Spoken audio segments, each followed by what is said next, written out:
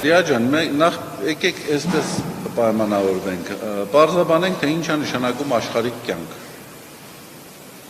Ինչ նկատի ունենք աշխարհիկ կյանք ասելով։ Մենք այսպես կամ այնպես,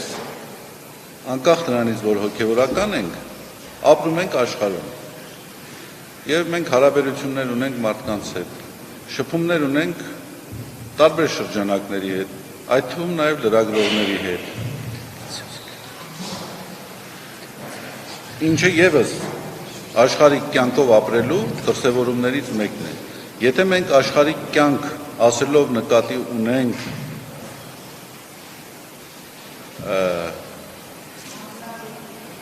այնպիսի հարաբերությունները ինտիմ կյանք, որոնք ինտիմ կյանքին է վերաբերում, դա բոլորովին այլ հարց է։ Հիմա տեսեք, քանի որ ընդհանրապես Ես մեր ես այդ բառը օգտագործել եմ անդրորովայնային հետաքրքրություններով առաջնորդվող մեր իշխանությունների թեթև ձեռքով ինտիմ կյանքը դարձել է պետական քաղաքականության առաջնահերթություններից մեկը, ես ասեմ ձեզ, ես այդ բանավեճը, այդ խոսակցությունը Ռիփսի մենք կհամաձայնի ինձ հետ, գրեհիկ եմ համարում,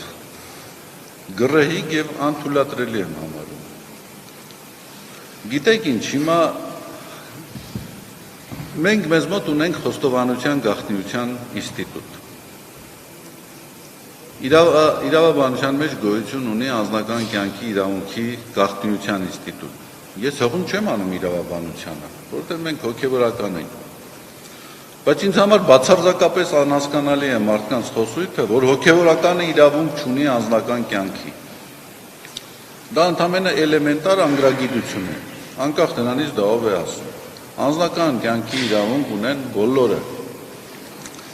Ոչ իրավական մեկնաբանությունների դաշտում, այլ զուտ հոգևոր ընկալումների դաշտում։ Մենք ինչի համար ենք խոստովանության գաղտնիություն ապահովում։ Անգամ օրենքի մեջ կա, որ հոգևորականը ազատված է խոստովանության միջոցով իրեն հայտնի դարձած տեղեկատվության տարածումից։ Դուք պատկերացնում եք ստեղծվի մի իրավիճակ, երբ որ մարդը ստիպված լինի իր ունեցած ինտիմ հարաբերությունների վերաբերյալ պարզաբանումներ տալ եւ սկսի տալ անուններ, որոնց հետ ունեցել է այդպիսի հարաբերություններ։ Պատկերացնում եք ինչպիսի իրավիճակներ կստեղծվի։ Դրա համար հարցերի շրջանակ կա, որոնք անթափանցելի են, անձեռնմխելի են։ Հիմա թե ով ինչպիսի հարաբերություններով է ապրել, մենք չենք կարող դրան գնահատականներ տալ։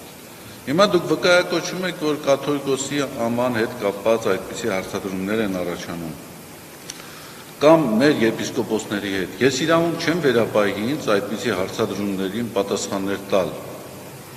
Իհարկե դա որոշակի խնդիրներ հարուցում են, հանրային տիրույթում սկսում են այդ թեմաների շուրջ քննարկումներ,